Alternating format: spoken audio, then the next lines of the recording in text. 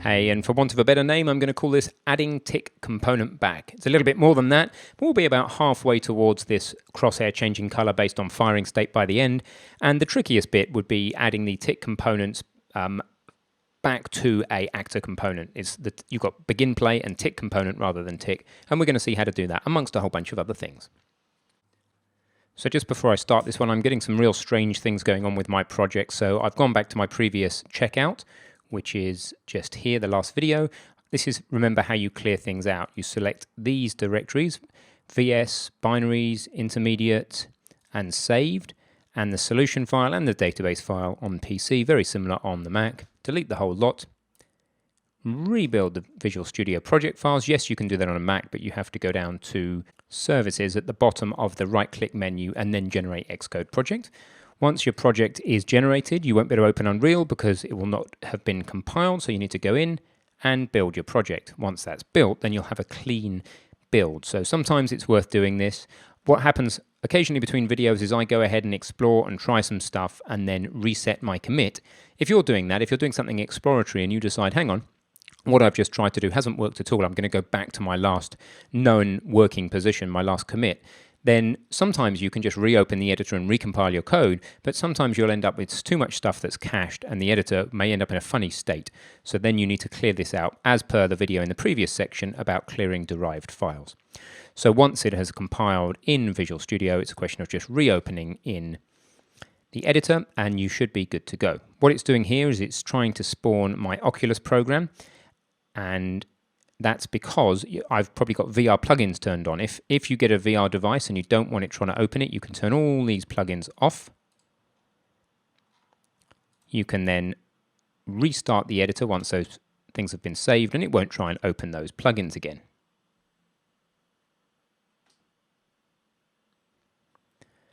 So there you go. All right, so let's have a look where we are. Anything to look at on the console? No, let's play the game. All seems to be okay. Good to go. All right, so let's start looking at the issues. What we're trying to do here is we're trying to get the cursor to change color. So this is going to be in the tank aiming component. And let's start with this bit here where we say is reloaded. So at the moment we're using a boolean, a local boolean in the fire method called is reloaded. What we want to do is keep track of whether we're reloaded every single frame. So the first challenge we have to overcome is putting a tick method back into this. So we currently don't have a tick. How do you find out what the tick signature is for an actor component? Remember, if we go to the header file for this guy, that it is a actor component. Well, one way is to go to the definition of an actor component, go and look at the actual code that you're going to be overriding, search for tick or tick component. I happen to know that it is. Just cancel that search because I've accidentally searched in the entire project, but it's found it. I meant to search in just this file, but it's okay. On line 478 of the actor component, here we go. We have the signature for tick component. There it is. So you can copy that, probably the easiest way, and go ahead and put it into the private section because we're not going to be calling it from any of our other classes of the tank aiming component. Notice it's a bit weird. It needs a delta time, a enum about the level tick type, and a f actor component tick function. So just paste it in, but of course we need override, just to signal that we want to check that against the parent class to make sure that we've got exactly the right naming. And then I'm going to go ahead and put this under the constructor inside the C++ file without the virtual, without the override on the end, and that's it. We're good to go. Now the only other thing we need to do to make it tick is where it says primary component tick.bCanEverTick in the constructor, that needs to be true. Okay, let's just check that this is ticking. UE log, log temp, warning, text, aiming, comp, ticking. Okay, fantastic. Save that and go ahead and compile. I'll show you the source control so you can see what's changed while it compiles. We have switched this boolean in the constructor and popped the tick signature in. The other place you can get that tick signature is here from Unreal Docs, uActor component tick component, and the signature is here. I'll put that in the resources of the lecture for you. Cool, compile failed, so we've made a boo-boo. Where did I make a boo-boo? Okay, unresolved externals mean linker errors about unresolved externals mean that I have a mismatch in my signature somewhere. So let's look at it in the header file. I say virtual void tick component. In the C++ file, what I'm missing is the name of the class. Okay, so that's the problem there. Let's try and recompile. So whenever you see a link error, your first thing is to try and see why can't it link these two things together, and it's because typically of a mismatch in signature. Let's play the game. It's taking a long time to play, which suggests it's either going to crash or an ensure is going to fire off. The game started, but what's going on? We've got some serious errors here. Unresolved externals, that'll be from the last build. Starting hot reload success. Okay, so further down, handled error. Barrel and blueprint projectile on line 72 of the tank aiming component. Let's go look at that. We have an assertion failure on line 72. So here we check both the barrel pointer and the projectile blueprint pointer simultaneously. This will happen, by the way, immediately that the game starts, because currently the AI is firing immediately the game starts. You've probably noticed that. So one thing I can do is move this assertion down to where we need it, which is here. We don't need it until we're reloaded and about to fire. And the other thing we can do is split this into two assertions, one about the barrel and one about the projectile blueprint. And that will give us more information than we currently have about this error. See if there are any other errors. This is the stack trace for that error. Nope, so I'm going to clear the log, recompile and play the game.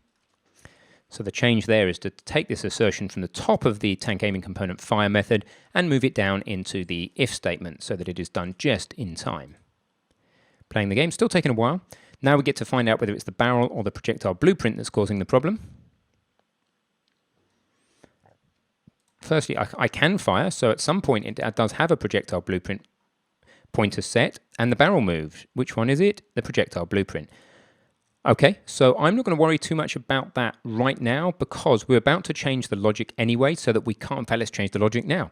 Let's say that last fire time equals platform time in seconds on begin play so that neither of us can fire until we have waited for an initial reload for the gun to load in the first place. Let's do that on the begin play. So here's a little challenge for you. I just want you to add begin play in, which is much simpler than the tick component, and then insert that line of code there about the last fire time, which will make sure we can't fire until we've waited for the reload time in the beginning. I'm not going to put a challenge slide, I'm going to keep you on your feet. It's not always going to be a challenge slide there, I'm hoping you're listening to. Okay, so I'm going to use that line of code because I've already got it in the paste buffer. I'm going to take the class name because I know that I'm going to need that. It's going to be void. The class name, begin play, doesn't actually take any parameters, which is helpful. Then we've got this guy here, which I'm going to put in curlies. And then all that remains in order to do that is to comment why we're doing this. So that first fire is after initial reload. And then we just need to go virtual void begin play override on here, which I'd prefer to put just above the tick component. Perfect. Now let's see if that see what that prevents. Firstly, it may prevent this error.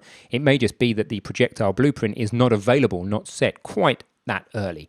It is set, of course, on the tank against the tank blueprint, on the tank aiming component here, and it is set, but maybe it doesn't get set quite early enough. So we have a compile failure, it's probably something simple. Void should be preceded by something on the tank aiming component header file 45, and that's because I can't spell virtual for beep. Okay, let's refresh. Clear the logs because I want nice clear slate to start from, and then see how we get on. So this is all about overriding methods in actor components. Okay, let's play the game, see what happens. It played nice and quick. Aiming is working, and I can't fire for presumably 3 seconds. Yes, in the beginning. Let's just retest that.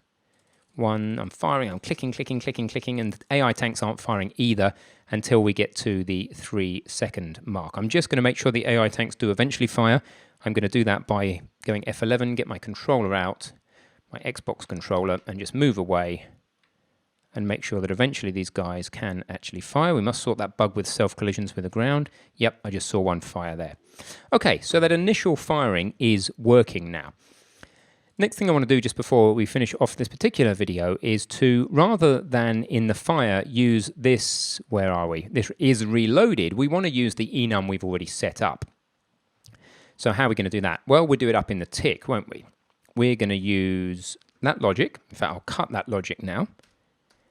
And I'll say if firing status state not equal to e-firing state reloading,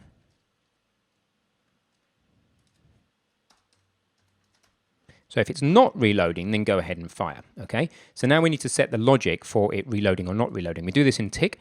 We don't need the log anymore in here, but we can say if, and then this logic, which is the difference between the platform time and the last fire time. By the way, if you don't like platform time, then you are welcome to say something different, which we've done before, which is get world, get time in seconds. I'm not going to change it until it causes a problem. It will cause a problem later, but I just thought I'd put that as an aside. You can go get world arrow get time in seconds.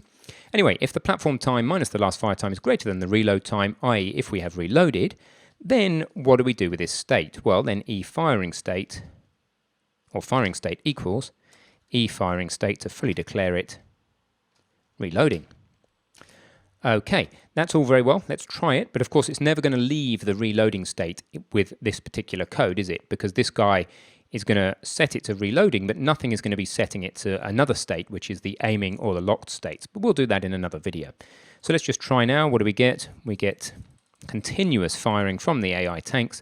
And that's expected, as I say, because if you look over in the tank aiming component, we are not initializing. We need to initialize to reloading. That's going to be our initial state, is that it's not ready to fire. Let's try that. So it initializes to reloading. Every frame, it asks the question, has it been the reload time since we last fired? When did we last fire? On begin play. So let's see what the behavior is like now.